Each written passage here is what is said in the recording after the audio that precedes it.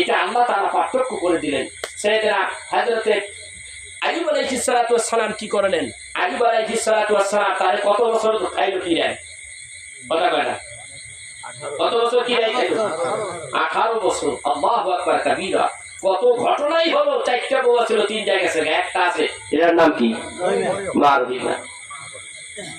18 বছর পুরো হবার আর মাত্র অল্প কিছুক্ষণ সময় বাকি আছে। এই সময় হযরত আইয়ুব আলাইহিস সালাতু ওয়াস সালাম এই 18 বছর পর্যন্ত আল্লাহর কাছে কিছু বলেন নাই। বলে নাই আল্লাহ এই রোগ দিলা কেন, সইতে পারি না, গোটা দেহের মধ্যে পোকা হয়ে গেছে, গোটা দেহের মধ্যে কষ্ট হচ্ছে, আমার পচন ধরে গেছে, আমার বিশাল রাজ্য ছিল, সব রাজ্য তো ছিনে নিয়ে গেল, আমার অনেক ধরনের পশুর পাল ছিল, সব ধ্বংস হয়ে গেল, সব কিছু হারিয়ে ফেললাম, তিনটা চারটা বউ ছিল, তিনটা চলে গেল, আর একটা আছে, এইটা নিয়ে কোন রকমে বাইসা আছি। আল্লাহ তাআলা আমি তো এই পর্যন্ত কোনো কথা বলি নাই। এই প্রথমবারের মতো হযরত আইয়ুব আলাইহিস সালামের মুখের জবানে কথা আসলো। কারণ কি? সারা দেহের মধ্যে তুমি পোকা দিয়েছো, এই অবস্থায় আমি জিকির করেছি আল্লাহু আল্লাহ আল্লাহু লা ইলাহা ইল্লাহু আল্লাহু আল্লাহ আল্লাহু লা ইলাহা ইল্লাহু আল্লাহ আল্লাহ আল্লাহু লা ইলাহা ইল্লাহু। আমার মুখের জিহ্বাটা যদি ভালো থাকে, জিকির করতে কোনো সমস্যা আসেনি? নাই নাই। হযরত আইয়ুব আলাইহিস সালাতু ওয়াস সালাম বলেন, সারা দেহের মধ্যে এত কীড়া, এত পোকায় কামড়াইলো, পচন ধরে গেল, কোনো কথা বলি নাই, জিহ্বা তখনো ভালো ছিল, তুমি আল্লাহর জিকির করেছি এই জিহ্বা দিয়া, এখন দেখতেছি জিহ্বা দুই পাশ দিয়া পোকা আক্রমণ করেছে, এরকম ভাবে জিহ্বার দুই সাইড দিয়া যখন পোকায় কামড়ায়, ও আল্লাহ, এই অবস্থায় আল্লাহ রে, এই অবস্থায় তুমি আল্লাহর জিকির আমি কোন জিহ্বা দিয়া করব? যদি তুমি আমার এই জিহ্বার মধ্যে পোকা দাও। ওয়া আইয়ুবা ইয নাদা রাব্বাহু আন্নী মাসানিয়াদ দুররু ওয়া আনতা আরহামুর রাহিমিন।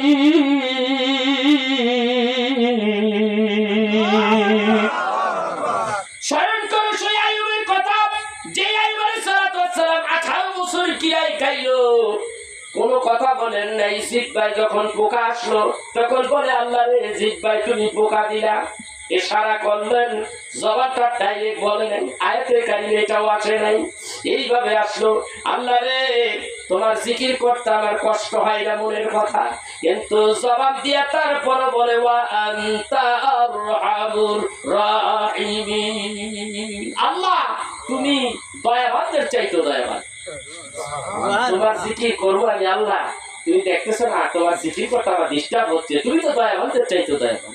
বিষয়টা এরকম, ঢাকা বাইতুল মুকাররমের সামনে একটা ব্যক্তি দাঁড়িয়ে ভিক্ষা করে, চোখ নাই, কি নাই, চক্ষু নাই, সে তার পাঞ্জাবির উল্টো ধারটা দিয়ে, নামাজ শেষ হয়ে গেল, দলে দলে বের হচ্ছে, পাঞ্জাবির উল্টা ধার দিয়ে এইভাবে পেতে দাঁড়িয়েছে, ও ভাইরা আমার দুইটা চক্ষু নাই। কতটুক বলেছে? ভাই আমার দুইটা চক্ষু নাই। অমনি মানুষের আর বুঝতে বাকি রইল না, 2 টাকা 5 টাকা 10 টাকা করে তার ওই তহবিল বিলে ফেলে দিচ্ছে, ঠিক কিনা ব্যক্তি? টাকা ফালতেছে, সে কিন্তু টাকা চাই নাই, সে শুধু এইটুকু বলেছে হেকমত, এটাকে বলে হেকমত, সে এইটুকু বলেছে ও ভাই আমার দুইটা চক্ষু নাই। এই কথা বলাতেই তার প্রপুরের ভিতরে শুধু টাকা পড়তেছে, টাকা পড়তেছে।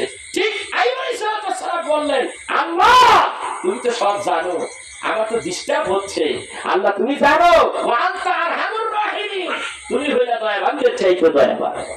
আল্লাহ ডাক দেখায়, আইয়ুব রে, তুমি পরীক্ষায় পাস করছো, পাশের কতগুলি ক্যাটাগরি, কতগুলি সিস্টেম কোরআনে আল্লাহ তুলে ধরেছে, কত রকমের পরীক্ষা বান্দার আসতে পারে, ঠিক কিনা? ধরে কর কি পরীক্ষা আসবে এটা? আল্লাহ তাআলা বলেন, আইয়ুব তুমি একটা কাজ করো, তুমি মাটির মধ্যে পা দিয়ে আঘাত করো, ফোয়ারার মতো পানি এসে গেল। পানি দিয়ে আসলো বলে আল্লাহ কয় فاستجبنا له ونجيناه من الغم وكذلك ننجي المؤمنين فاستجبنا له فكشفنا ما به من ضر وآتيناه أهله ومثلهم معهم رحمة من عندنا وذكرى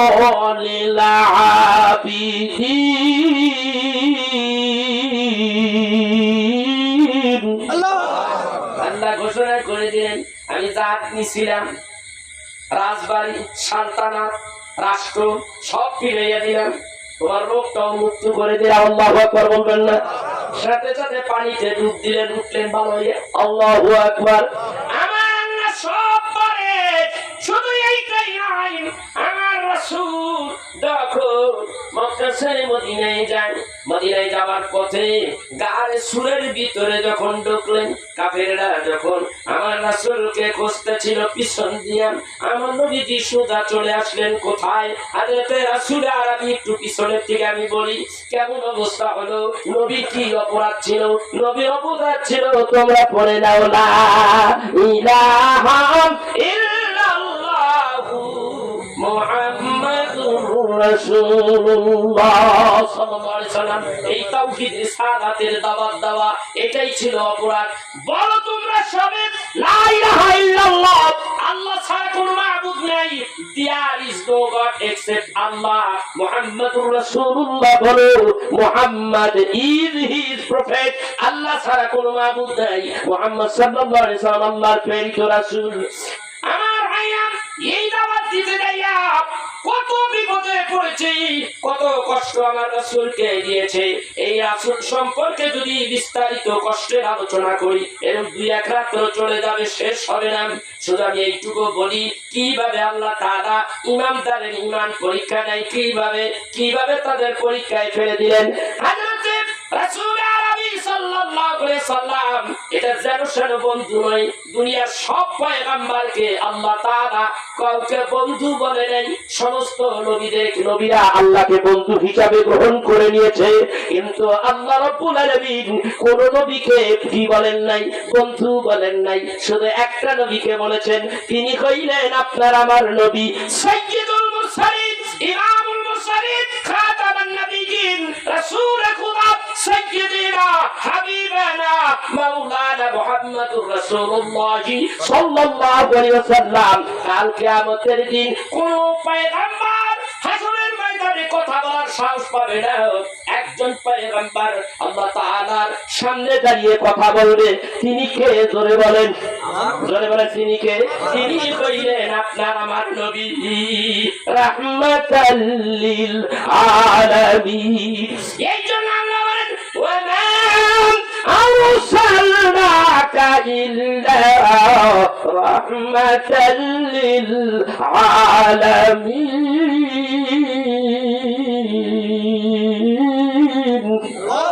আল্লাহ কয় ডাক দে বন্ধুরে, আমি কইলাম রব্বুল আলামিন, তোমারে বানাইছি রাহমাতাল লিল আলামিন। আমি কইলাম ইন্না, আমি কইলাম আযীম, আমি কইলাম সুবহানা রাব্বিয়াল আযীম, আর তোমারে বানাইলাম ইন্নাকা লাআলা খুলুকিন আযীম। এ বন্ধু, আমি তোমার প্রচার করেছি, তোমার অ্যাডভাইস করেছি, কোন পয়গম্বরের অ্যাডভাইস আমি আল্লাহ নিজে করি নাই। বন্ধুরে, আমি তোমার অ্যাডভাইস করেছি। ওয়া রাফা'না লাকা যিকরাক, এই দুনিয়ার আমি আল্লাহর রুবুবিয়্যাত যতদূর, তোমার আলোচনা আমি ততদূর করে দিয়েছি, তোমার সম্পর্কে সারা জগৎ সমূহের মধ্যে জানিয়ে দিয়েছি। আসমানে জানিয়ে দিয়েছি, প্রথম আসমান, দ্বিতীয় আসমান, সপ্তম আসমান পর্যন্ত আমি জানিয়ে দিয়েছি। জিন জগতের মধ্যে জানিয়ে দিয়েছি, মানব জগতের মধ্যে জানিয়ে দিয়েছি, গাছপালাদের জানিয়ে দিয়েছি, সমুদ্রকে জানিয়ে দিয়েছি। এইরকম যত সৃষ্টি রয়েছে প্রত্যেকটা জায়গায় আপনি নবীর জিকির আমি করে দিয়েছি। এই বিষয়ে আলোচনা, লম্বা আলোচনা, একটু পরে আমি এখানে আসবো ঘুরিয়ান। আমার রাসূল আজকে তিনি তার বাড়িতে তার অপরাধ কি? তিনি বলেন লা ইলাহা ইল্লাল্লাহ মুহাম্মাদুর রাসূলুল্লাহ, এই জিকির এখানে চলবে না, এই দাওয়াত চলবে না, ইসলামের প্রচার চলবে না, ইসলামের দাওয়াত চলবে না। সেই জন্য রাসূলের উপরে আঘাত এসে গেল। আজকে রাসূলকে মেরেই ফেলা হবে, আজকে রাত্রে মেরে ফেলা হবে। ভাইরা আমার, বন্ধুরা আমার, তারা সকলে বৈঠক বসলো। সেটাকে বলে হয় দারুন নাদওয়া। দারুন নাদওয়া হলো হাজী সাহেবেরা, আপনারা যদি মক্কায় যেয়ে থাকেন, কাবা শরীফের উত্তর দিকে একটু আসবেন, উত্তর দিকে আসলে পূর্ব দিকে যেইটাকে বলা হয় আপনার জাবালে সুর, জাবালে কুবাইস পাহাড়, ওই পাহাড়ের কিনার দিয়ে যেই রাস্তা আসছে, একটু সামনের দিকে আগাইয়া গেলে জিন মসজিদ দেখা যায়। তার একটু সামনে একটু বাম দিকেই দারুন নাদওয়া একটা জায়গা আছে। ওই জায়গায় বসে তারা বলতে লাগলো, আজকে মুহাম্মদ সাল্লাল্লাহু আলাইহি সাল্লামকে হত্যা করা হবে। লম্বা ইতিহাস, বিভিন্ন গোত্রের থেকে মানুষ নিলেন। এক গোষ্ঠী মারবো, এটা হয় না, সমস্যা হইতে পারে। সব গোত্রের থেকে মানুষ নিব, চুক্তিটা দেখছেন, সবাই নিবি, একসঙ্গে অ্যাটাক করবি। মুহাম্মদ রাত্রিবেলা যখন ঘরের থেকে বের হবে তখনই অ্যাটাক করবি, মেরে ফেলবি। তার পরামর্শ, দারুন নাদওয়ার পরামর্শ হলো, এটার বড় লিডার ছিল আবু জাহিল, তার বড় লিডার ছিল শয়তান। ইতিহাস প্রমাণ করে রে বাবা। এইভাবে যখন ফয়সালা হয়ে গেল, নবীজির গৃহটাকে চতুর্দিক দিয়ে ঘেরাও করলো, গভীর মনোযোগ, চতুর্দিক দিয়ে ঘেরাও করলে হযরত জিবরাইল জানালেন, ইয়া জিবরাইল, আমার বন্ধু হাবিবুল্লাহ নবীরে যাইয়া বল, আমার বন্ধুরে বল, আর জানি দেরি করে না, এই মুহূর্তে মক্কা থেকে মদিনায় হিজরত করতে বল। আমি আল্লাহ বলে দিলাম, হিজরত করে যেন এই রাত্রিতে রাসূলে আরবি সাল্লাল্লাহু আলাইহি সাল্লাম বের হইয়া দেখে চতুর্দিকে কাফির গোষ্ঠীরা উৎপাইতে আছে। নবী বের হইলেই তরবারি দিয়া টুকরা টুকরা করে ফেলবে। আল্লাহ তাআলা নবী কি করলেন? ভেতরে ঢুকলেন। হযরতে আলী ওখানে ছিলেন। আলী একটা কর্নারের মধ্যে দাঁড়িয়ে ছিলেন। হযরতে আলীকে ডাক দিলেন রাসূলে আরবি, ডাকতে বলে, আলী রে, একটু কাছে আয় রে আলী। ওই যে দেখ, চতুর্দিক আমার গৃহের চতুর্দিক দিয়া কাফেররা দাঁড়িয়ে আছে আমাকে হত্যা করার জন্য। আমি এখন কি করি রে আলী রে, আমি এখন কি করি রে আলী? আলী, একটা কাজ কর, আল্লাহ হুকুম করে দিয়েছে আমাকে এখন মক্কা থেকে মদিনায় হিজরত করার অর্ডার এসে গেছে। তুই একটা কাজ কর, আমার এই গায়ের এই চাদরটা মুড়া দিয়ে তুই ঘুমাইয়া থাক, আমি চলে যাই দিক দিয়া। আলী বলেন, ইয়া রাসূলুল্লাহ, দেন দেন, আপনার এই গায়ের চাদরটা মুড়া দিয়া ঘুমাইয়া থাকি, কিন্তু আমি আপনার কাছে একটা আবদার করি গো নবীজি। ও গো নবীজি, আমি আপনার গায়ের চাদরটা মুড়া দিয়া ঘুমাইয়া থাকবো। এই অবস্থায় যদি থাকি, আমি আপনাকে যখন কাফেররা খুঁজতে ঘরের ভিতরে ঢুকবে, আপনাকে মনে করিয়া এই চাদরের মধ্যে আমি থাকবো, আপনাকে মনে করিয়া অন্যের তরবারি আঘাত করবে, আমাকে তো মেরে ফেলবে গো নবীজি। কিন্তু দুঃখ নাই, আমার জীবনের বিনিময় আল্লাহর হাবিব বেঁচে থাকে, যেই আমি চাই। নবী গো, আমি শহীদ হয়ে যাব, আমি আপনার কাছে জানতে চাই, কাল কিয়ামতের দিন আপনার সঙ্গে আমার সম্পর্ক কি? আল্লাহর হাবিব ডাকতে কয়, ওরে আমার আলী, আমি নবীজি ওয়াদা করলাম, তুই আলী রে, তুই আমি আল্লাহর নবী জান্নাতে যাব না। হযরত আলী বলে, ইয়া রাসূলুল্লাহ, ইয়া হাবিবাল্লাহ, মিশকাত শরীফের লম্বা একটা হাদিসে আসছে, আমি একটা ওই নবীজির ওই চাদর মোবারক দিয়া ঘুমাইতে যাবে, অন্যে মুড়া দিয়া শুইতে যাবে। রাসূল ডাক দিয়া কয়, আলী রে, আমি তো চলে যাব, আবার এইটার মধ্যে, আরবের মধ্যে বহু মানুষ আমার কাছে মোহর রিয়াল, আমার কাছে টাকা পয়সা গচ্ছিত রাখছে, আমার কাছে আমানত করে রেখেছে, অমুক অমুক জায়গায় এত টাকা, এইগুলি তুমি দিয়ে দিও সকালবেলা। আমি আপনি আমারে বলছেন এইগুলি অমুক অমুক বাড়িতে দিয়ে দেব সকালবেলা। নবী গো, আমি বুঝতে পেরেছি, তাইলে আমি শহীদ হব না। তুই শহীদ হবি না রে আলী, তুই শহীদ হবি না। আলী শহীদ হবি, তোর শহীদ হবার জায়গা এইটা নয়, এটা তোর শহীদ হওয়ার জায়গা নয়। লম্বা ইতিহাস, নবীজির শানে একটু দুরূদ শরীফ পড়তে পারি না? কথা বলবো, আরো কথা বলবো, রাজি আছি না শুনতে? শুনবেন? আমি কষ্ট করে আপনাদের শোনাবো, আপনাদের সমস্যা আছে আর একটু ওয়াজ করে যাই, আপনারা শোনেন। আবার কবে আসি দেশে জানি না, সারা বাংলাদেশে ওয়াজ করি। এই প্রোগ্রামটা ডাল তুলের নিতে পাইছি না, এইভাবে প্রোগ্রাম পাওয়া যায় না। একটা দরুদ শরীফ পড়ি, আল্লাহুম্মা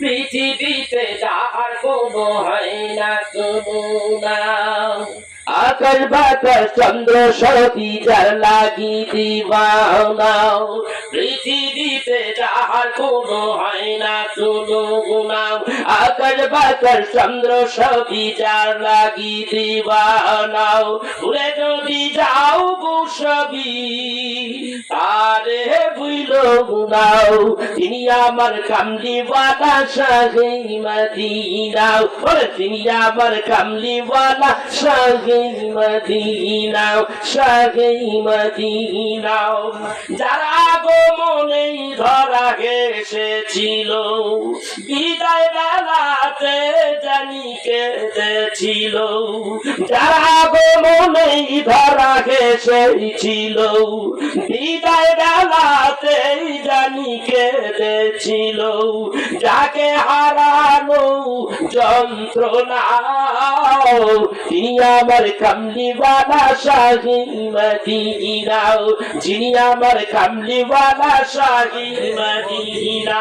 পৃথিবীতে যাহার কোনো হয় না তুলনা, আকাশ বাতাস চন্দ্র সবই যার লাগি দিবানা, ভুলে যদি যাও গো সবই তারে ভুইল নাও, যিনি আমার কামলিওয়ালা শাহে মদিনা, যিনি আমার কামলিওয়ালা শাহে মদিনা।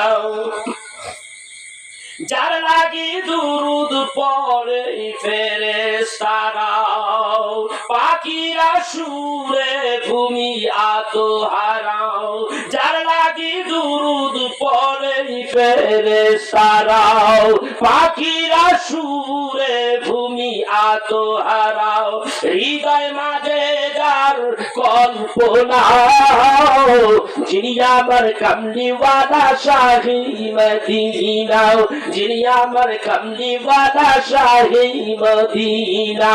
পৃথিবীতে যাহার কোনো হয় না তুলনা, আকাশ বাতাস চন্দ্র সবই যার লাগি দিবানা, ভুলে যদি যাও গো সবই তারে ভুইল নাও, যিনি আমার কামলিওয়ালা শাহে মদিনা।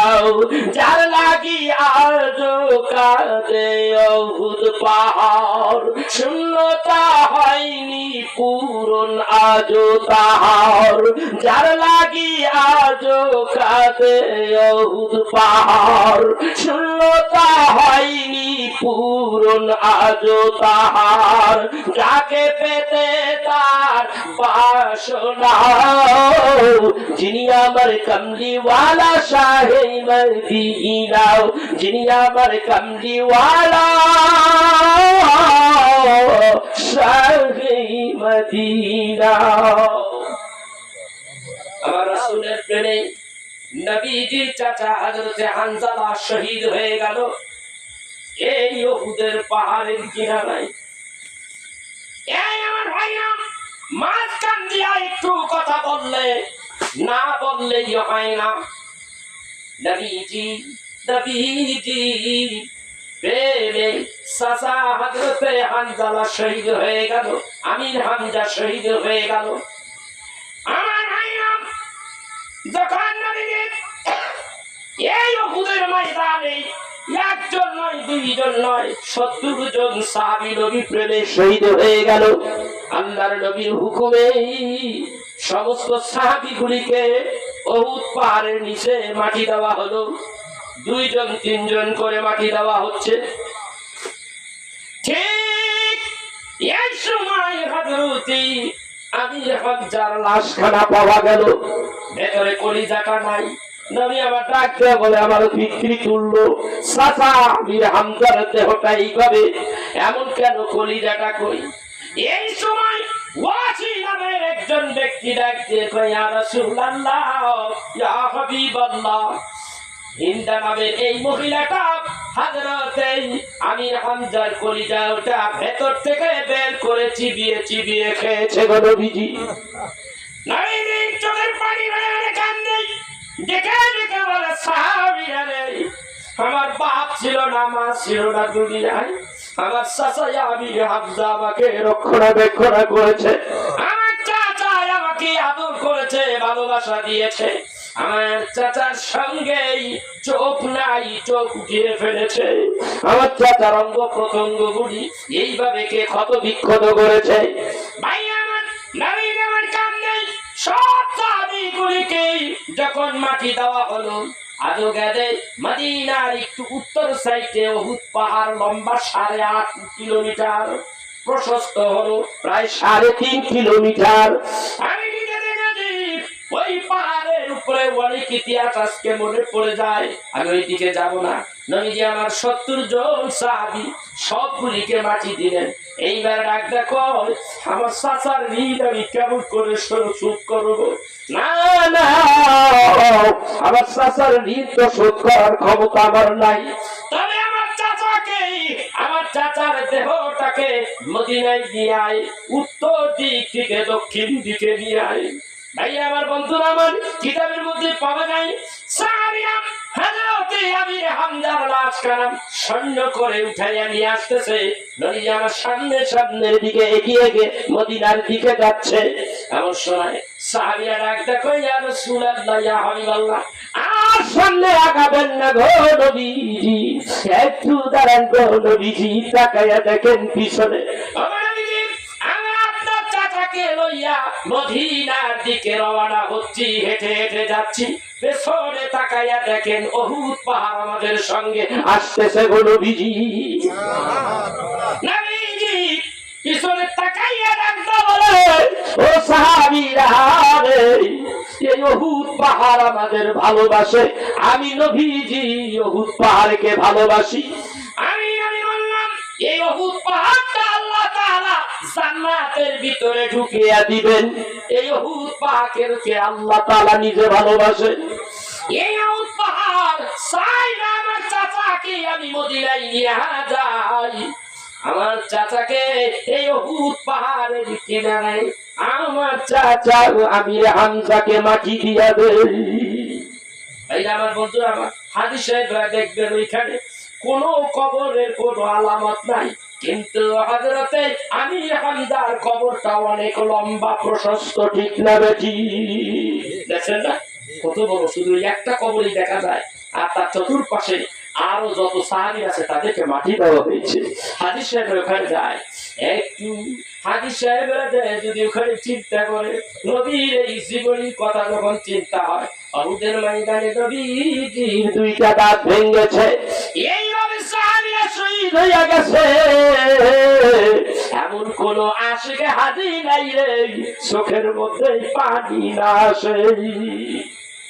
আক্ষেপ করে, কি করলাম দিনের জন্য, এরা কি করলো দিনের জন্য।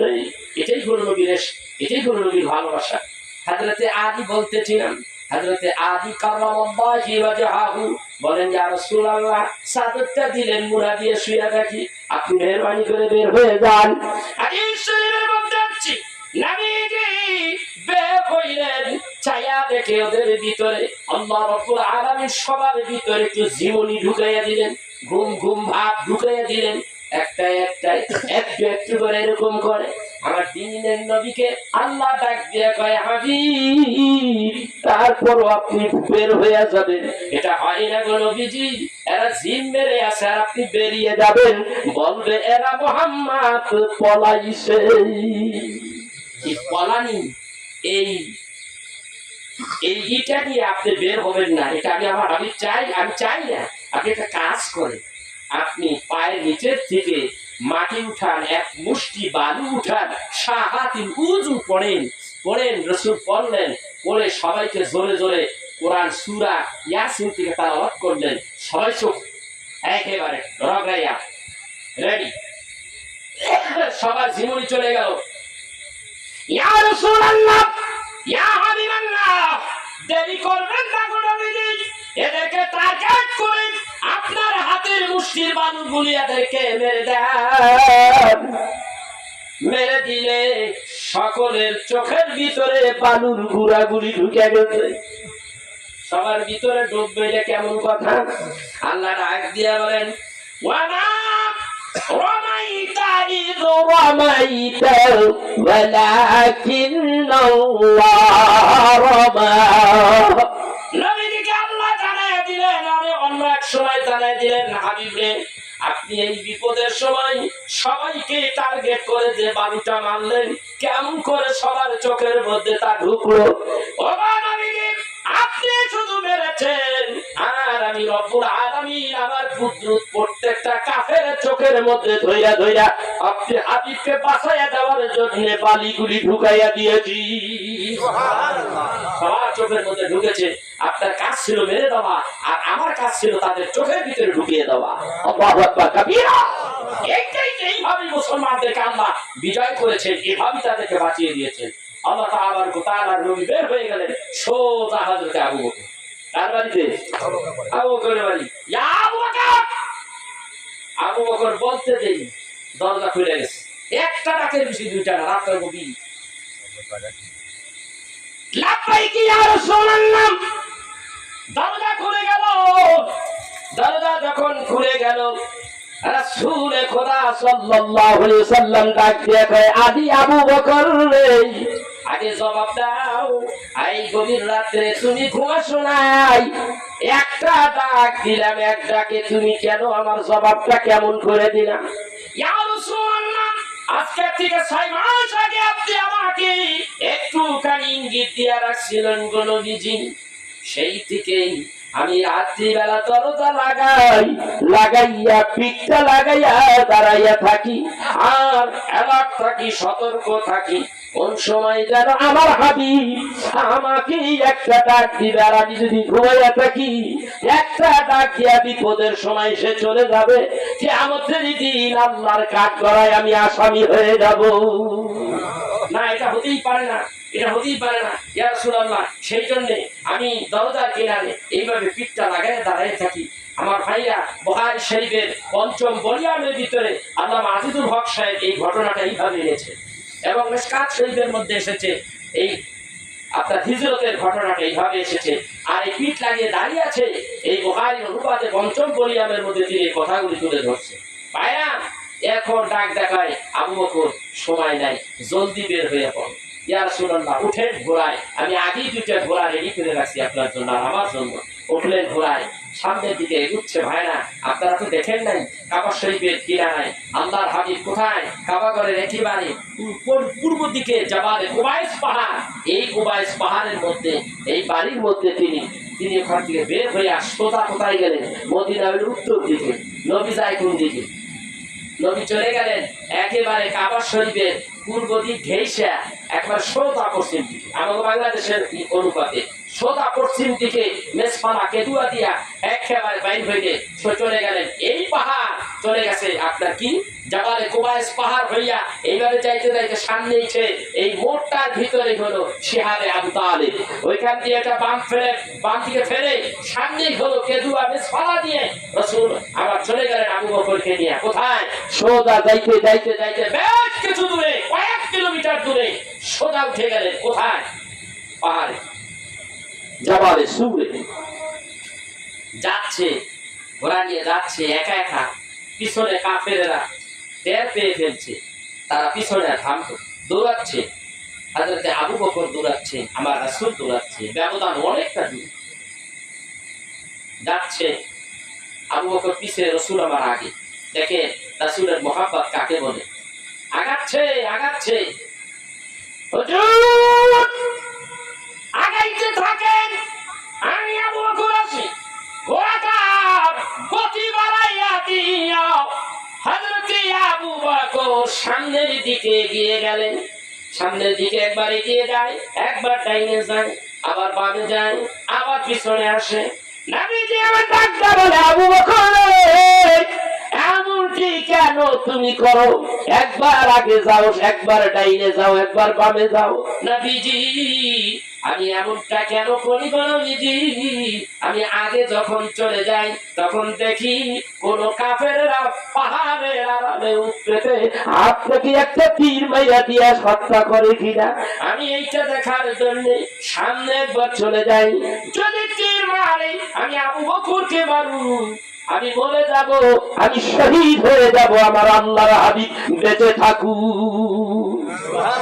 আমি আবার বাম দিকে চলে যাই, দেখি কেউ আছে নাকি, পিছনে আসি, আবার দেখি কেউ আছে নাকি, আবার আগে চলে যাই, সামনে চলে যাই, কেউ আছে নাকি। কত ভালোবাসা দিতেন নবীজিকে।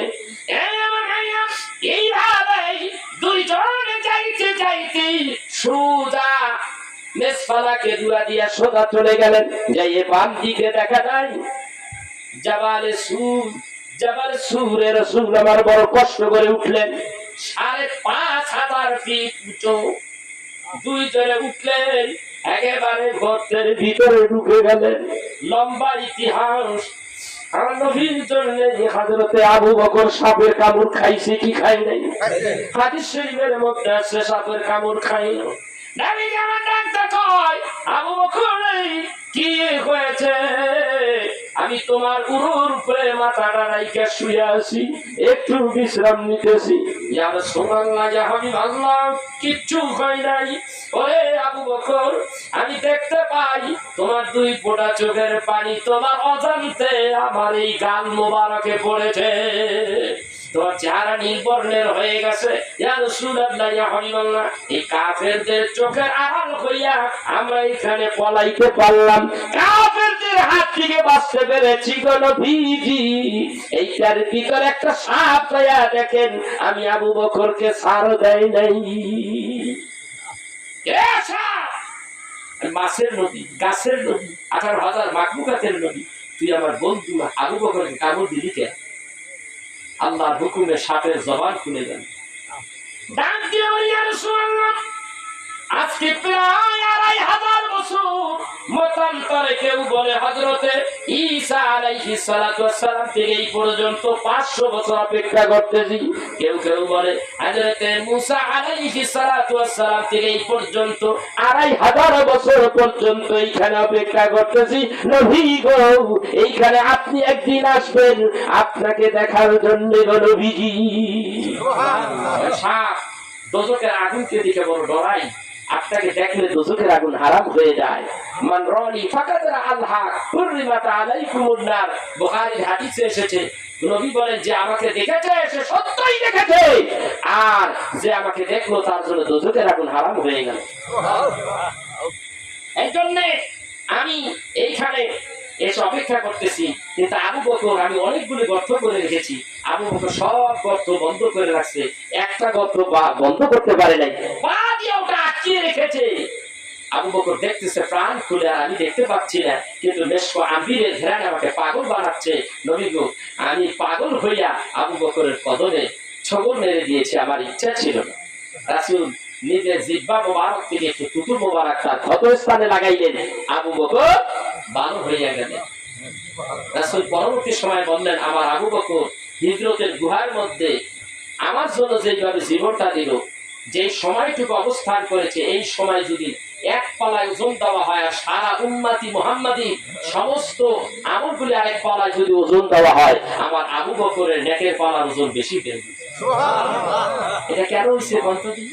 প্রেমে, মহব্বত, ঠিক না? কথা কয় না কেন? সেই সেই রাসূল আরবি সাল্লাল্লাহু আলাইহি সাল্লাম দেখতেছে যে গুহার কিনারে এসে গেছে। কুয়াটা আপনারা দেখছেন কিনা জানি না, ওটার ভিতরে ঢুকতে হলে মাথাটা একটু মোচাইতে হয়, বাঁকা হয়ে যেতে হয়, বাঁকা হয়ে ঢুকতে হয়। তো কাফেররা যখন আসছে এই পর্যন্ত দেখা যায় উপরের অংশ তারা উপরের দিকে খুঁজতেছে, কিন্তু তারা তো একটু নিচু হইলেই ধরাটা পড়ে যায়, দেখে পালায়, কিন্তু নিচু তারা হয় নাই। আল্লাহ তাআলা তাদেরকে ওই স্মরণ শক্তিটা তখনকারের জন্য হারিয়ে দিয়েছে, তার হাবিবকে বাঁচাবার জন্য। আল্লাহু আকবার কাবীরা। হযরতে আবু বকর বলতেছে, ইয়া রাসূলুল্লাহ, আমাদের কাছে তো শত্রু পক্ষ এসে গেছে, আমরা তো দুইজন, আমরা তো ধরা পড়ে যাচ্ছি, আমরা তো দুইজন। আমার নবী বললেন, লা তাহজান ইন্নাকা আনতাল আ'লা। লা তাহজান, লা তাহজান, ভয় পেও না। ভয় নাই। ইন্নাকা কি সূরা তাওবার মধ্যে এসেছে, মনে আছে তোমার? আল্লাহ তাআলা তিনি বলে দিলেন, ইন্নাল্লাহা মা'ানা লা তাহজান ইন্নাল্লাহা মা'ানা। ভয় পেও না আবু বকর, আমরা দুইজন নই, আমাদের সঙ্গে আরেকজন আছে, তিনি হলেন কে? আল্লাহ খুশি হয়ে গেলেন। খুশি হইয়া ওনারা যে নিচের দিকে তাকাইয়া খালি একটু চাইবো, আল্লাহ ভুলাইয়া দিলেন কাফেরদের অন্তর থেকে সেই স্মরণ শক্তিটা ভুলাইয়া দিলেন। আল্লাহু আকবার কাবীরা। আল্লাহ কয়, এইভাবে আমি মুসলমান জাতিকে রক্ষা করেছি। ও মুসলমান, তোমরা আজও সেই ঈমানকে মজবুত করো। আর ঈমান হলো কি? ঈমান হলো কি? আজকে এই যুগের মুসলমান আমরা আখিরি পয়গম্বরের উম্মত, আমাদের ঈমান কি? ঈমান হলো আল্লাহ মানি, রাসূল মানি না। তাইলে ঈমান থাকবে? জোরে কোন থাকবে? তাইলে কি করতে হবে? তাইলে কি করতে হবে? আল্লাহ মানতে হবে, রাসূলও মানতে হবে। আল্লাহ তো আল্লাহই, রাসূল তো রাসূলই। সেই রাসূলকে বলতে পারি, জোরে কোন পারি না, জোরে বলো পারি না। এই জন্য আসেন না, সেই রাসূল আর সবাইকে মনে চায় না সেই রাসূলের দেশে যাইতে। কারা কারা মক্কা মদিনায় যাইতে চান? হাত তোলেন। এতগুলি মানুষ জোরে চিৎকার দেন, নারায়ে তাকবীর, নারায়ে তাকবীর, নারায়ে রিসালাত ইয়া রাসূলুল্লাহ সাল্লাল্লাহু আলাইহি সাল্লাম, নারায়ে বেলায়াত ইয়া ওলি আল্লাহ। আল্লাহ চাই, রাসূল চাই। আল্লাহ রাসূল পাইতে আল্লাহর ওলিদের দরকার আছে না নাই? আমাদের পথ দেখাবে কে? এখন কথা বল না, পথ দেখাবে কে? আল্লাহর ওলিরা। কারণ রাসূল নাই, নায়েবে নবীরা রয়েছে, তারাই আমাদের পথ দেখাবে। তাহলে মদিনায় যাইতে হলে মদিনায় সেই রাসূল আল্লাহর দরবারে একটু খালি দরখাস্ত দরকার আছে না নাই? নাতে রাসূলের মধ্যে একটা খোরাক হয়, একটা দরখাস্ত হয়ে যায়। আসেন না, একবারে গান গাইছে কি, দে দে দে পাল তুলে দে, কয়নি কথা কয় না কেন? আমি কি করবো? কর গান কমু দেখা, এই গান হজম হবে? দে দে দে পাল তুলে দে, মাটি হালা করিস না, ছেড়ে দে নৌকায় আমি যাব মদিনা। বলবো? সবাই বলেন আমার সাথে, ছেড়ে দে নৌকায় আমি যাব মদিনা।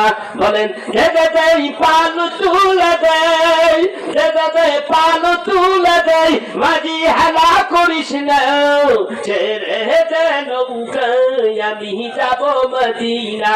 বলেন, ছেড়ে দে নৌকায় জোরে, ছেড়ে দে নৌকায় মক্কায় নবী গেল মায়ামিনার ঘরে, হাসিলে হাজার মানি, কাঁদিলে মুক্তা ঝরে। মারহাবা করুন। মক্কায় নবী এলো মায়ামিনার ঘরে, হাসিলে হাজার মানি, কাঁদিলে মুক্তা ঝরে। আল্লাহ তার সহায়, তার কিসের ভাবনা? আল্লাহ তার সহায়, তার কিসের ভাবনা? ছেড়ে দে নৌকায় আমি যাব মদিনা। বলেন, ছেড়ে দে নৌকায় আমি যাব মদিনা। দে দে দে পাল তুলে দে, দে দে দে পাল তুলে দে, মাঝি হেলা করিস না, ছেড়ে দে নৌকায় আমি যাব মদিনা।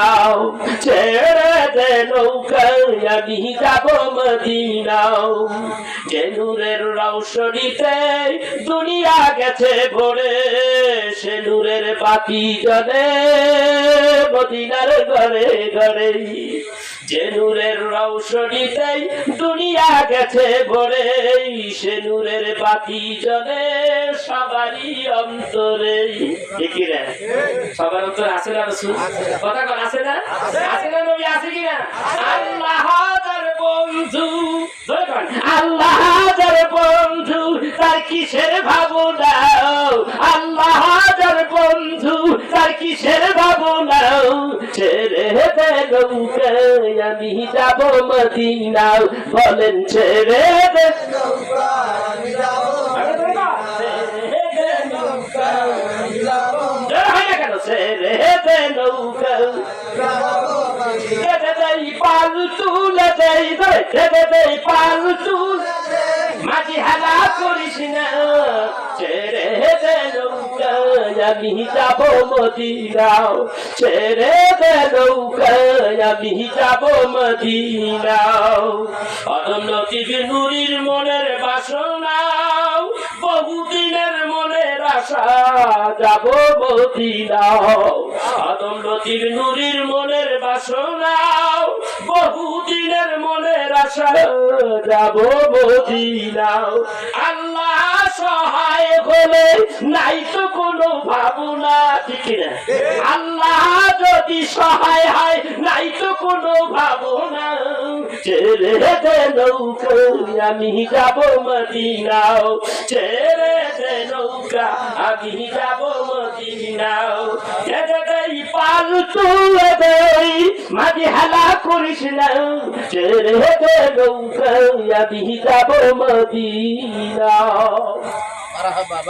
আমার ভাইরা আমার বন্ধুরা এতক্ষণ শোনাইলাম অন্য মানুষের গজল আমি গজলটা লেখছি 70টা কয়টা লেখছি 70 খান গজল লেখছি বাবা মদিনার পাগল হইয়া লেখছি আপনি মদিনা বলার পাগল হইয়া যান মদিনার যদি পাগল হইয়া যান তাহলে আল্লাহ আপনার দেওয়ানা হইয়া যাবে আল্লাহু আকবার কাবীরা আল্লাহ ডাক দেন أنتم تحبون الله فاتبعوني يحببكم الله ويغفر لكم ذنوبكم والله غفور رحيم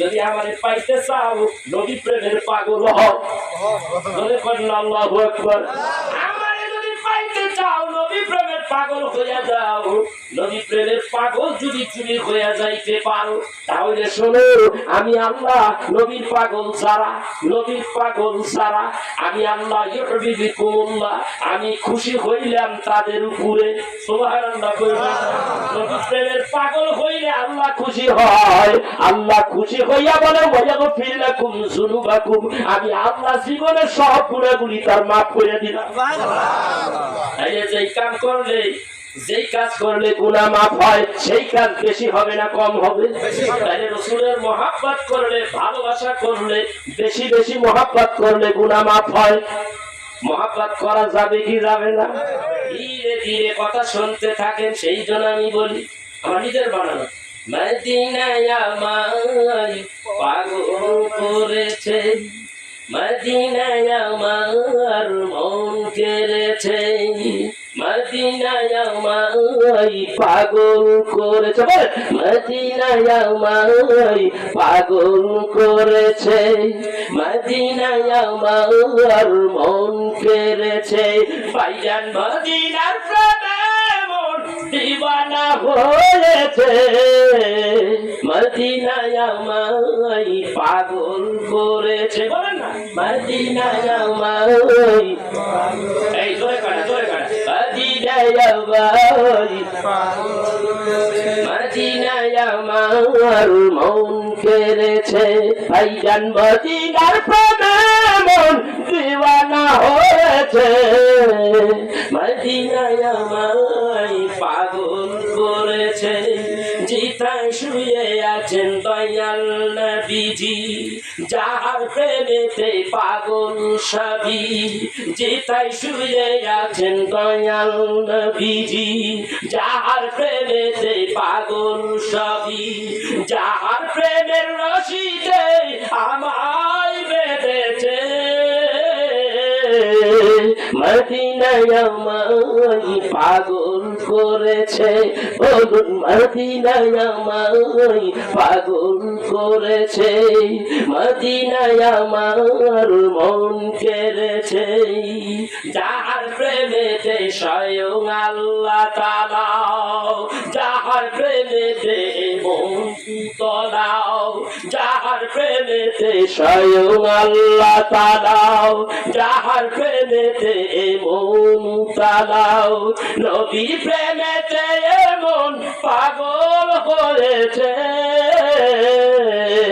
মদিনায় আমায় পাগল করেছে, মদিনায় আমার মন কেড়েছে, ভাইজান মদিনার প্রেমে মন দিওয়ানা হয়েছে, মদিনায় আমার মন কেড়েছে, যিনি হলেন আয়াতুন নবী, উম্মতের আমল দেখেন সবই, যিনি হলেন আয়াতুন নবী, উম্মতের আমল দেখেন তিনি, তাই তো আশিকেরা নবীর প্রেমে দিওয়ানা হয়েছে, মদিনায় আমার মন কেড়েছে, মদিনায় আমার মন কেড়েছে। এরকম গজল অনেকগুলি বানাইছে, যেখানে একটা রাখছি রসুলের রওজার কিনারে বসে গেলে বাইরে সাইডে বসে, কাছে তো থাকতে দেয় না, হাঁটতে হয়, এখানে বলে জীবনে দেখিনি তোমার ও গো নবীজি, জীবনে দেখিনি তোমার, জীবনে দেখিনি তোমায় নবীজি, জীবনে দেখিনি তোমায়, না দেখিয়া ঈমান এনেছি, না দেখিয়া ঈমান এনেছি, দেখা দাও আমায়, জীবনে দেখিনি তোমায় নবীজি, জীবনে দেখিনি তোমায়, তোমার প্রেমে কত জ্বালাও আমি বুঝেছি, প্রেম শিখাইয়া লুকাইছো মদিনায় তুমি, তোমার প্রেমে কত জ্বালা বুঝেছি আমি, প্রেম শিখাইয়া লুকাইছো মদিনায় তুমি, আশিকেরা কাঁদে শুধু তোমার দিদারের আশায়, জীবনে দেখিনি তোমায়। বুখারী শরীফের মধ্যে 4খানা হাদিস আছে, নবী আমার ডাকতে কই, কোন ব্যক্তি যদি আমি রাসূলকে দেখে সে সত্যই আমাকে দেখলো, লা ইয়াতাকাওয়াদু বি, আমার সুরত শয়তান ধরতে পারে না যে আমাকে দেখে ফেললো, আও ওয়াজাবাত লাহু শাফাআতি, আমাকে যে দেখলো তার জন্য আমার সুপারিশ করা ওয়াজিব হয়ে গেল। আল্লাহর নবী রওজার কিনারে দাঁড়াইয়া, তোমরা যখন আমি নবীজির রওজার পাশে দাঁড়াইয়া আমার সালাম দিবা, জিয়ারত করবা, তাদের কি অবস্থা হবে? নবী আমার ডাক দিয়া বলে, মান যারা কবরি ওয়াজাবাত লাহু শাফাআতিহি, আমার নবী মানে যেই ব্যক্তি আমার রওজা জিয়ারত করলো তার জন্য দোজখের আগুন, তার জন্য আমি নবীর সুপারিশ করা ওয়াজিব হয়ে গেল। আল্লাহু আকবার। জান্নাত আছে কোথায়? জান্নাত তো আমার নবীর কাছে। সুবহানাল্লাহ বলবেন না? একটা হাদিস বুখারী থেকে শোনাইয়া দেই, নবীর কাছে জান্নাত। কার কাছে জান্নাত? নবীর কাছে। আল্লাহ বানাইছে জান্নাত, মালিক বানাইছে রাসূল রে। সুবহানাল্লাহ বলবেন। এই মালিক হইতে হইলে কি করা লাগে বাবা? ও বাবা, একটা মহিলারে যদি আচমকা পথে দেখা হলো, যদি করেন আই লাভ ইউ, জুতার বাড়ি কয়টা থাকতে পারে? কোথায় থাকবে জুতার বাড়ি? গালে। হ্যাঁ, যদি করেন আই লাভ ইউ, মহিলার চিনেন না, অথচ আপনার চয়েস হয়ে গেছে, আপনি বললেন আই লাভ ইউ, জুতার বাড়ি কোথায়? একেবারে গালে। আর যদি প্রেম প্রীতি শিখাইয়া হাজারবার তখন ওই মহিলা আমন্ত্রণ জানাইবে, বলো বলো তুমি আমারে কেমন ভালোবাসো। আমি তোমারে লবণের মতো ভালোবাসি। বেগম যদি না বুঝতে পারে তাহলে তুমি খাইছে, তুমি চিনির কথা না বইলা লবণের কথা বললা। বলে চিনি সব জায়গায় লাগানো যায় না, লবণটা সব জায়গায় যেখানে চিনি আছে সেখানে একটু রইল লবণ লাগে কি লাগে না? তরকারিতে লাগে, ভাতে লাগে, খাইতে লাগে, সব জায়গায় লাগে, বিস্কিটে লাগে, ভর্তা বানাইতে লাগে, সব জায়গায় লাগে। লাগে কি লাগে না? লবণটা না থাকলে বউরে পিটাই কি পিটাই না। তুই এইভাবে তরকারি রাখলি লবণ দিলি না, লবণের কারণে আমি তরকারি স্বাদ পাইলাম না। পেট্রোল পিঠে না মাটিতে? কথা কয় না পিঠে। লবণ এমন একটা জিনিস, এখন বলতেছে আমি তোমাকে ভালোবাসি, আই লাভ ইউ। এখন বুকে ধরাবে না জুতার বাড়ি দিব? কথা কয় না, কিছু বোঝে না, বোঝে না কিছুটা। প্রেমের ফান্দে হারাইয়া লইতাম একবার, হাজারবার আই লাভ ইউ কইলে আর জুতার বাড়ি না সুমা আদর ভালোবাসা কোথায় কতটুকু কেমনে করবো ওরা আর কইলাম না, আপনারা বুঝে নেন। প্রেম এমন একটা জিনিস, প্রেম থাকলে কেউ কোনোদিন জুতার বাড়ি উঠাবে না। আর প্রেম ছাড়া যদি কেউ আই লাভ ইউ, জুতার বাড়ি আছে না নাই? কপাল আছে না নাই? তাইলে রসুলের সামনে, রসুলের সাথে আল্লাহ প্রেম করেছে। প্রেম করে এমন প্রেমিক হয়েছে আল্লাহ, আর এমন আশিক আর মাসে দুইজনের মধ্যে দুইজনের মধ্যে আশিক আর মাসে এমন হয়েছে আল্লাহ কয় হাবিব জান্নাত আমি বানাইছি, মালিক আপনি। আপনারা বানাইলাম কে?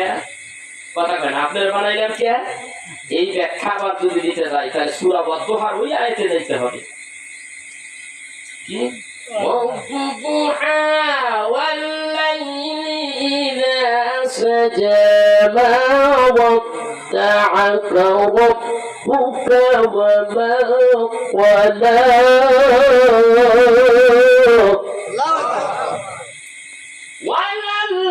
وَالْآخِرَةُ خَيْرٌ لَكَ مِنَ الْأُولَى وَلَسَوْفَ يُعْطِيكَ رَبُّكَ فَتَرْضَىٰ। আল্লাহ বলেন হাবিব আপনি ভাবছেন আমি কসম করলাম ওয়াদ-দুহা, আমি সকালবেলার কসম খাইলাম। কখনকার অন্য তাফসীরের মধ্যে আসে দুপুরবেলা, কেউ বলে সকালবেলা। আল্লাহ কয় আমি একটা কালের সময়ের কসম খাইয়া বললাম ওয়াদ-দুহা, আমি সকালবেলার কসম খাইয়া বললাম ওয়াদ-দুহা ওয়াল-লাইলি ইযা সাজা, রাত্র যখন শান্ত হয়ে যায়, গভীর হয়ে যায়, নির্জুম হয়ে যায়, তার কসম খাইলাম।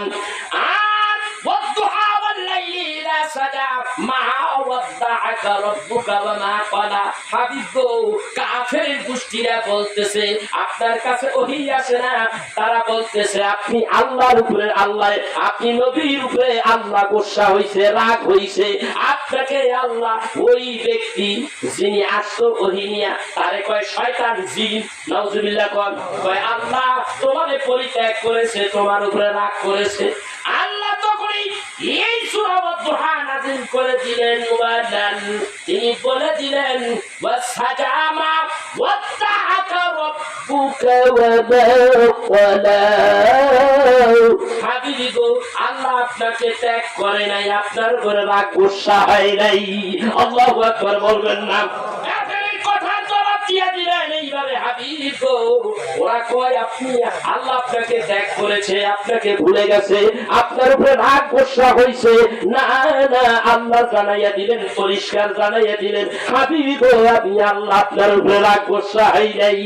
কেমন করে রাখবো? বন্ধু কি বন্ধুর উপরে রাগ হইতে পারে? ওগো বন্ধু গো, আমি আপনার উপরে রাগ হই নাই, আপনি শুধু উম্মতি উম্মতি বলে কাঁদেন, আমি আল্লাহ তাআলা সেই জন্য বলে দিলাম ওয়ালাল আখিরাতু খায়রুন লাকা মিনাল উলা ওয়ালা সাওফা ইউ'তিকা রাব্বুকা ফাতারদা।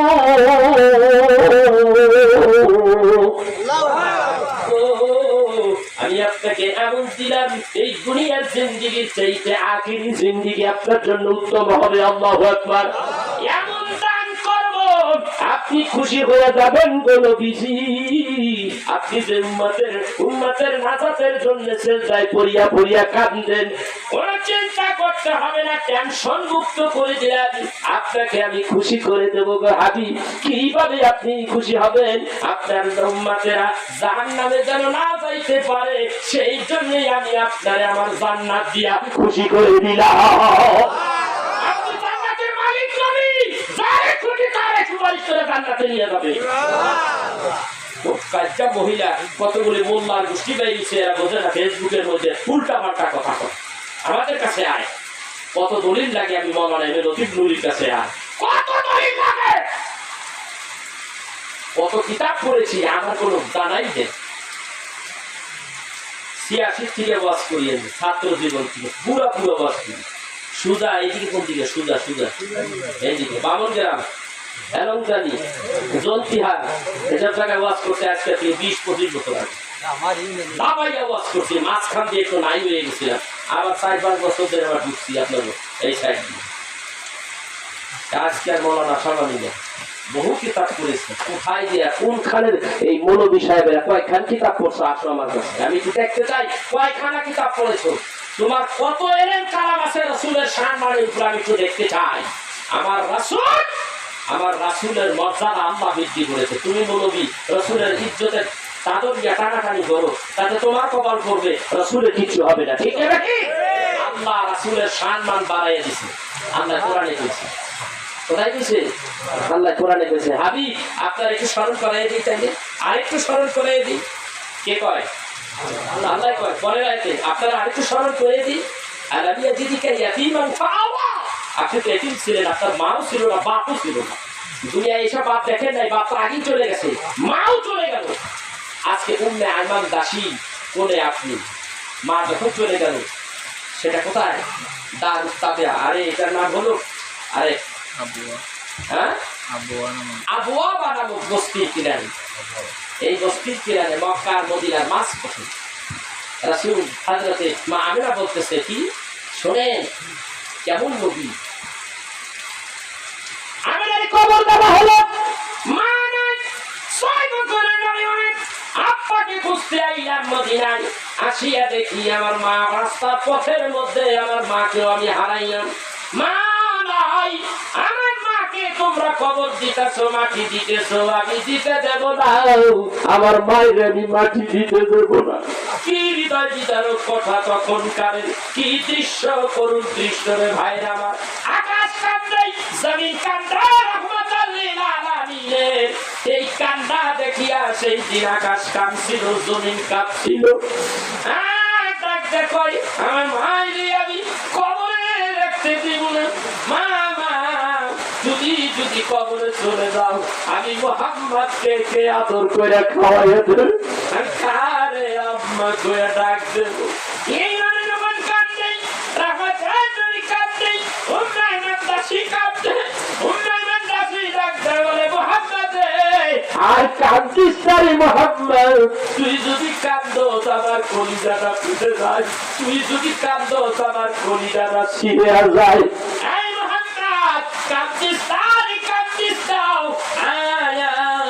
আমার বুকে আয়, আমি তোর বুকে উঠে দিলাম। আজকের দিনে আমি তোর মা হয়ে গেলাম। আমি চাইছিলাম এই সফরটা দিয়ে আমি যদি মক্কায় ফিরে যাই, আমি কিন্তু তোর বাবার দাসী ছিলাম, ঘটনাক্রমে মা আমিনার দাসী হয়েছি, কিন্তু আমি বহুদিন তোমাদের বাড়িতে দাসী ছিলাম। আজকে চাইছিলাম এই মক্কার সফরটা, মদিনার সফর দেওয়ার পরে আমি মক্কায় যাইয়া বিদায় দেব, কিন্তু তুমি যখন মা হারাইয়া পালাইলা, আমি তোমাকে আমি উম্মে আইমান দাসী আর যাব না।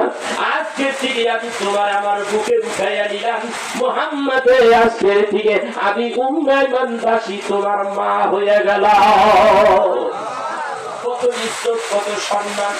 এই আম্মা উম্মে আইমান দাসী যখন তুমি হাত থেকে বিদায় হয়ে যায়, আল্লাহর নবীর কাছে খবর গেল, নবীজি মধ্যে যখন নবী বড় হয়ে গেলেন, অনেক টাকা পয়সা দিয়ে তাকে বিদায় করে দিলেন, তার নিজ বাড়িতে পাঠাইয়া দিলেন।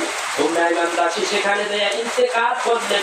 নবীর কাছে যখন খবর এসে গেল, ইয়া রাসূলুল্লাহ, ইয়া হাবিবাল্লাহ, আপনার আম্মা উম্মে আইমান দাসী ইন্তেকাল করেছে।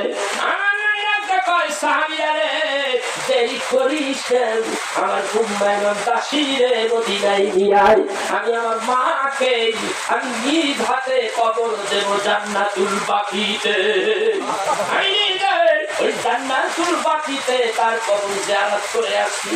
ওই জান্নাতুল বাকির মধ্যে যখন গর্ত করা হলো, দিলেন নবী নিজেই নাই হয়ে গেল। আপনি এই গর্তের মধ্যে নামিয়া কেন কাঁদছেন? ডাক দিয়া বলে, ও সাহাবীরা, আমার মা ছিল না, আমার যখন বাবা ছিল না, এই দুনিয়ায় আমার ভালোবাসা দেওয়ার মতো কোনো ব্যক্তি ছিল না। এই উম্মে আইমান দাসী আমাকে কলিজায় জড়াইয়া ধরেছে, করে আমাকে বড় বানাইছে। আমি কেমন করি আমি উম্মে আইমান দাসীরে ফিরে যাই, কেমন করে ভুলে যাই? ভুলতে পারি না, ভুলতে পারি না। আজকে যদি নিজের মা বলতো, নবী না যদি কি করতো? মায়ের জন্য নবী এইভাবে কাঁদছে। আর যদি নিজের মা হযরতে আমিনার কবরটা যদি হইতো, আজকে নবী কাঁদতে কাঁদতে বেহুশ হয়ে যাইতে।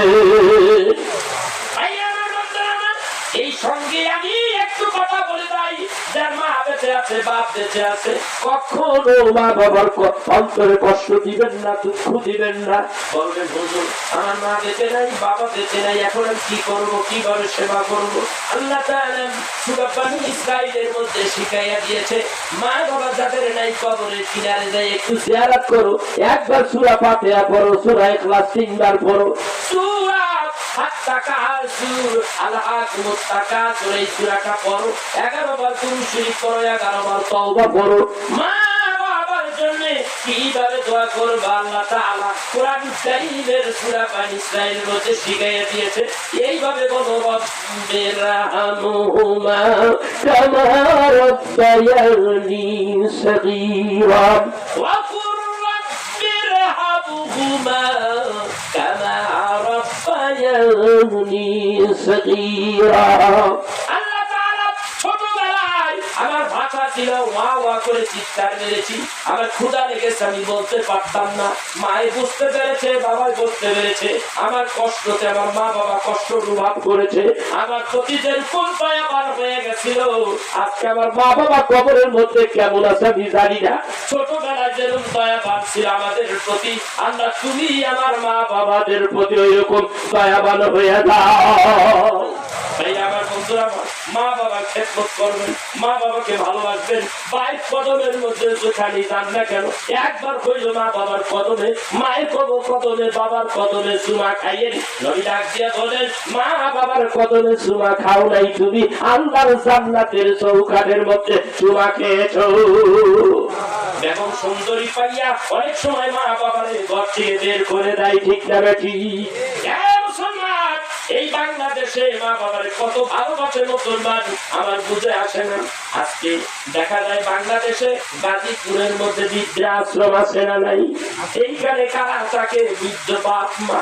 যে বাপ মা মা বাবারে কষ্ট করিয়া রক্ত ঘাম করিয়া পানি করিয়া তোমার আমার লালন পালন করেছে, সুন্দরী বেগমের কথা শুনিয়া শুনিয়া তুমি মা বাবারে ঘরের থেকে বাইর করিয়া বৃদ্ধাশ্রমে পাঠাইয়া দিলা। বিপদ আছে তোমার কপালে, তোমার কপালে বিপদ আছে। তোমার ঘরের মধ্যে যদি তোমার সন্তান থাকে, মনে রাখো এই আচরণটা তোমার সন্তান তোমার সঙ্গে করবে, ঠিক না বেটি?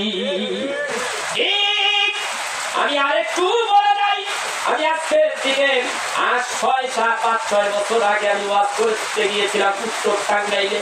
ওইখানে একজন অতিথি আসলো, তার নাম হলো রানা। ওই রানা ভাই এতটুকু আমার মনে আছে আর মনে নেই। তিনি নিজের মুখে বললেন, হুজুর আমাকে ফোন করলো, ফোন করে আমাকে এক জায়গায় নিয়ে যাওয়া হলো।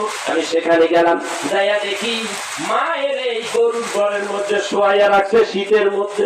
মা থাপ্পার করে কাঁপতাছে, ছেলে আর ছেলের বউ ল্যাপের ভিতরে আরামসে খাটের মধ্যে ঘুমাইতে আসে। ওই অবস্থা দেখিয়া ঘরের দরজা কিনে দেয়া ঘরের দরজা লাথি বাইরা ঘর বা দরজা ভাঙলাম, দরজা ভাঙিয়া বাইর করলাম, দুইটারে বাইর বের করে আসলাম। দেখ দেখো এটা কে? তোর বলে আমার মা।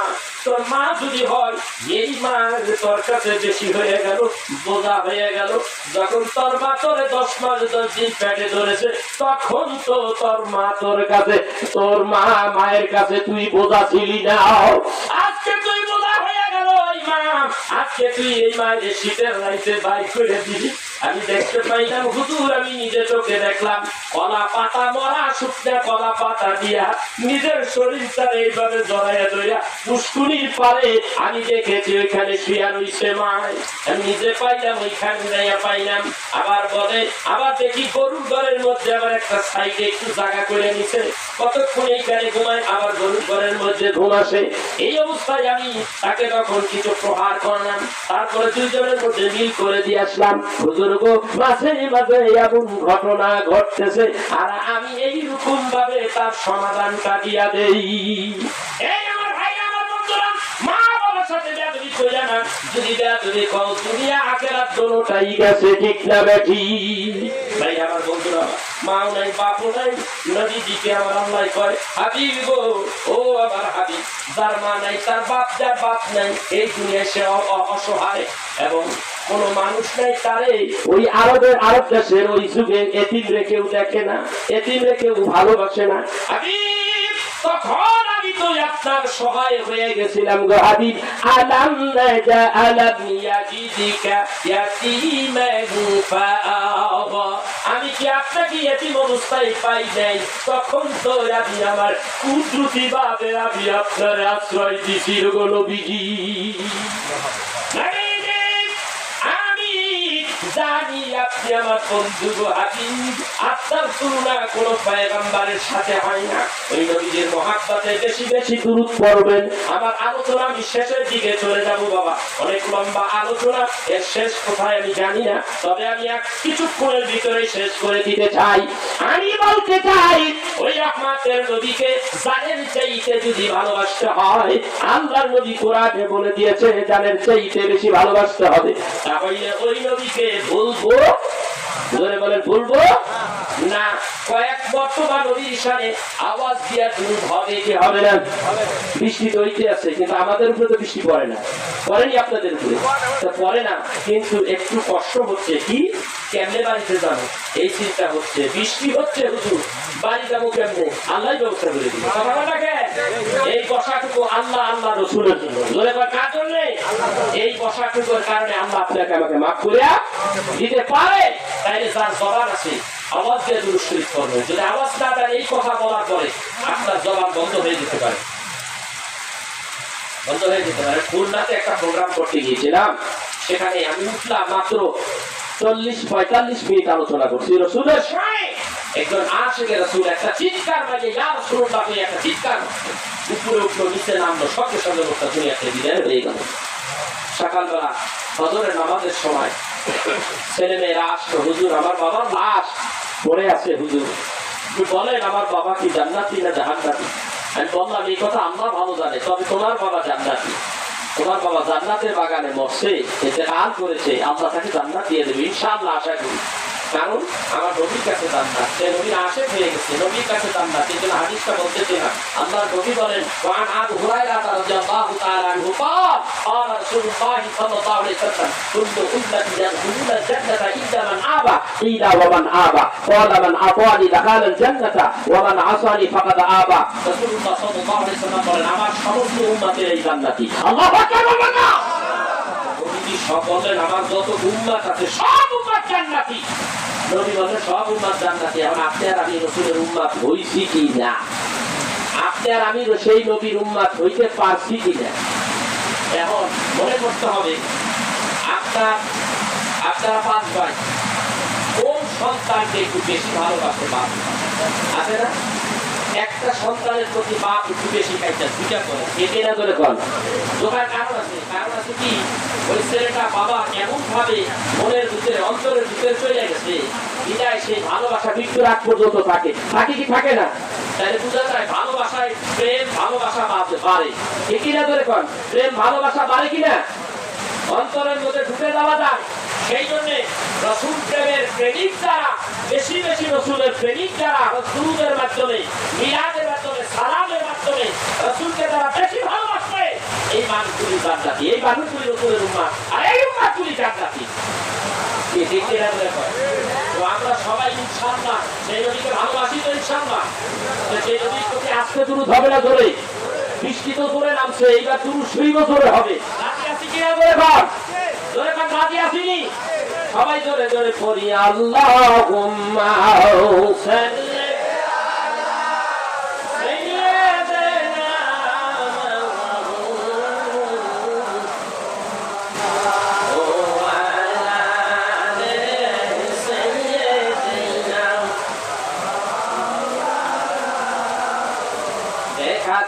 প্রাণের নবী দেখা দেন এই দুনিয়ায় দেখা দেন গো প্রাণের নবী দেখা দেন এই দুনিয়ায় আপনার দেখা পাইলে গো নবীজি ভয় নাই মৌতের শেষ বেলায় আল্লাহুম্মা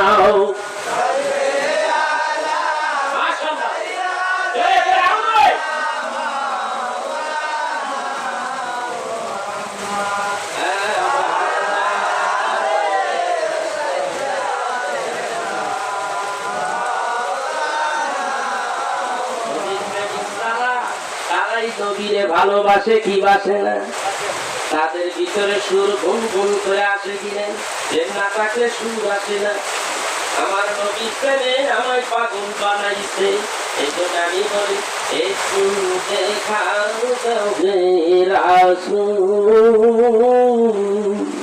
আমার হৃদয় ভরে তোমায় দেখব একটু দেখাও তবে রাসূল আমার হৃদয় ভরে তোমায় দেখব আমার পরাণ ভরে তোমায় দেখব তোমার প্রেমে বেশি বেশি দুরূদ পড়ব আমার হৃদয় ভরে তোমায় দেখব একটু দেখাও তবে রাসূল আমার হৃদয় ভরে তোমায় দেখব আমার পরাণ ভরে তোমায় দেখব তুমি যে হাবিব দোস্ত আল্লাহর দুনিয়ার সবাই পাগল যে তোমার তুমি যে হাবিব দোস্ত আল্লাহর দুনিয়ার সবাই পাগল যে তোমার তোমার প্রেমে সারা জীবন মিলাদ পড়ব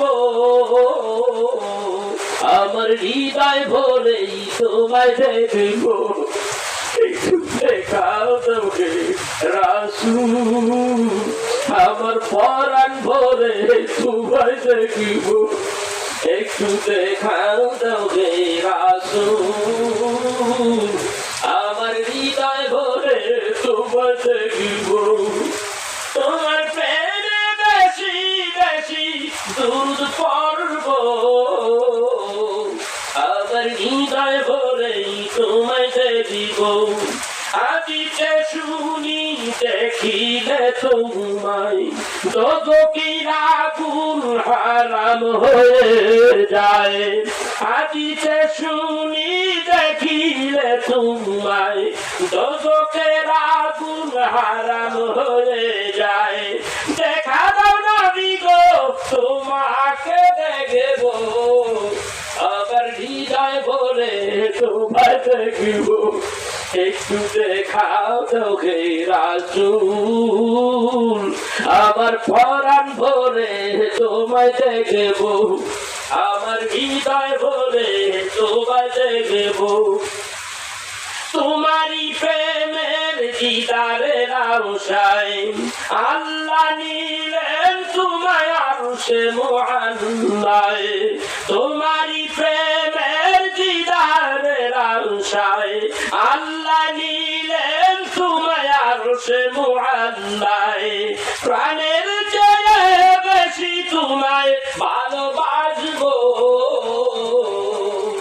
আমার হৃদয় ভরে তোমায় দেখব, আমার পরাণ ভরে তোমায় দেখব।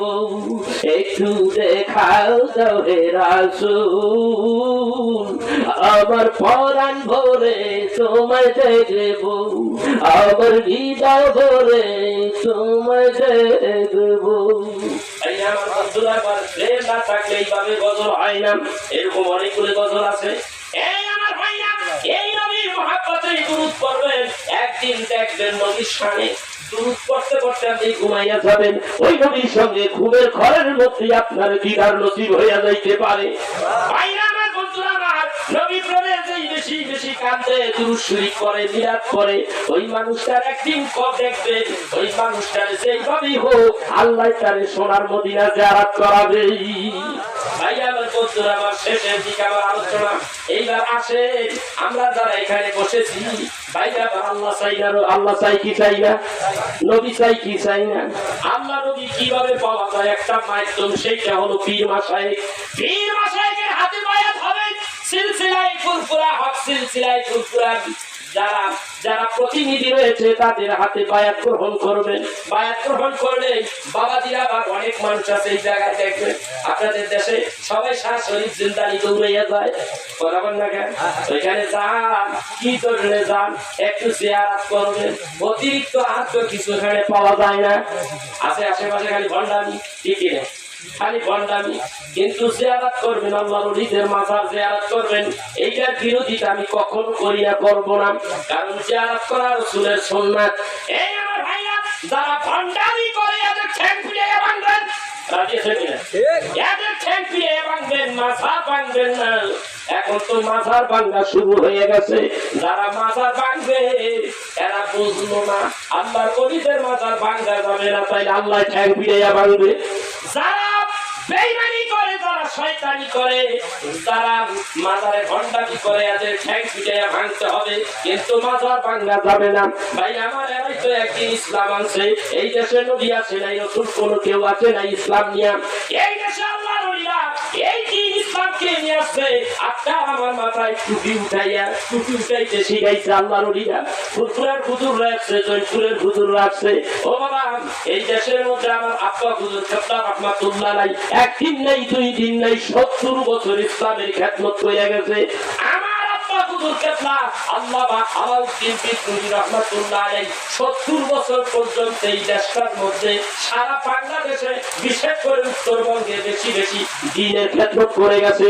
তার আলোচনায়, যার হাতে বায়াত হইয়া মানুষ, বহু মানুষ দাঁড়িয়ে নাই, দাঁড়িয়েছে, 5 ওয়াক্ত নামাজ পড়তো না, জানতো না, শিখতে পারে নাই, তার হাতে বায়াত গ্রহণ করিয়া নামাজি হইছে, পরহেজগার হইছে, দিনদার হইছে, মাথায় টুপি উঠছে, দাড়ি রাখছে, গায়ে জুব্বা পাঞ্জাবি হইছে। এই সমস্ত আল্লাহর ওলি আমরা চাই কি চাই না? আমার ভাইয়া, আল্লাহর ওলি দরবারে যাবেন, ভণ্ডদের দরবারে যাওয়ার প্রয়োজন নাই। আল্লাহর ওলির দরবারে গেলে আপনার শিখাতে কলম, রুহু, সেল, কফি, কফি আকফা, নাবিতে রাসূল দিবা, নাবি থেকে লা ইলাহা ইল্লাল্লাহ, আহালা ইলাহা ইল্লাল্লাহ। এইভাবে জিকির করবেন 200 বার কমপক্ষে। ইল্লাল্লাহ, ইল্লাল্লাহ 200 বার করবেন। আল্লাহ, আল্লাহ 200 বার করবেন। এই জিকিরগুলি করবেন। আর এই জিকির যদি করতে পারেন, কলবটা তাজা হইয়া যাবে। নবী আমার ডাক দিয়া বলে, মানুষের কলব মরে না, জিন্দা, কিন্তু বইয়া যায় ওই কলব, যেই কলবে আল্লাহর জিকির নাই। কথা কন না কেন? নবী বলেন, যেই কলবে জিকির নাই ওই কলবে শয়তান বাসা বাঁধা রাখে। আর শয়তানু জাসিবুন আলা কালবি বানি আদম ফাইজা যাকারাল্লাহু খানাসা ওয়া ইজা গাফালা ওয়াসওয়াসা। বুখারী শরীফের হাদিস। ও বাবা আমার, জিকির ছাড়া হাঁটবেন, জিকির নেই, কলবের মধ্যে শয়তান বসবে। আর যখন জিকির শুরু করবেন, শয়তান কলবের থেকে ভাইগা যাবে। এই আমার ভাইয়া,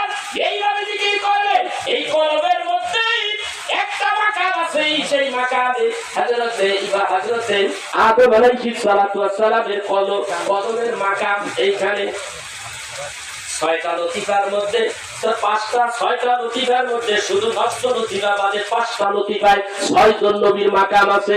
একটার মধ্যে আছে হযরতে মুসা আলাইহিস সালাতু ওয়াস সালাম, এই কবরের মধ্যে আছে হযরতে ইব্রাহিম আলাইহিস সালাতু ওয়াস সালামের আপনার কদমের মাকাম।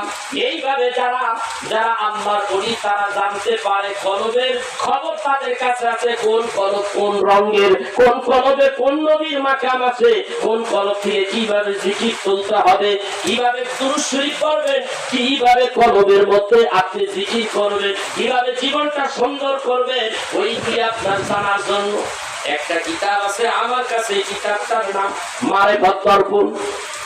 আপনি যে সমস্ত করে বন্ধ করা, আপনি যে সমস্ত তরিকা নিয়েছেন, তরিকা